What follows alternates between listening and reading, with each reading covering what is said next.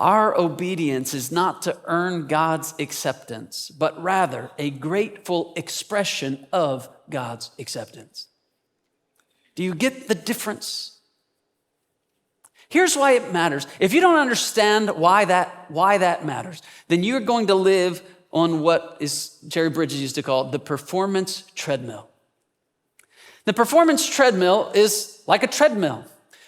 And what happens on a treadmill is you do a whole lot of running and you wear yourself out, and at the end of it, you're in the same place where you started. If you don't understand that we obey God's law out of our new identity as God's people, then what we're going to do is we're going to run really hard on that treadmill, trying to do enough to be convinced that we actually are his people.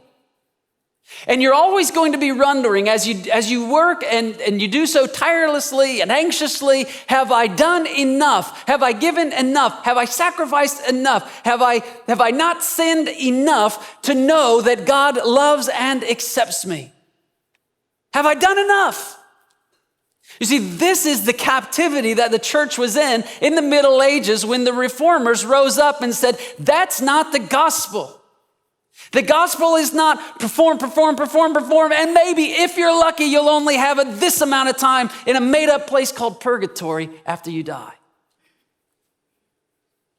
So that's not what the scriptures teach at all. What the scriptures teach is that you are his people, chosen by grace, unconditionally chosen before the foundation of the world, before you had done anything for good or evil. He set his love on you. He made you his treasured possession. And then as that people said, now here's my ways, walk in them.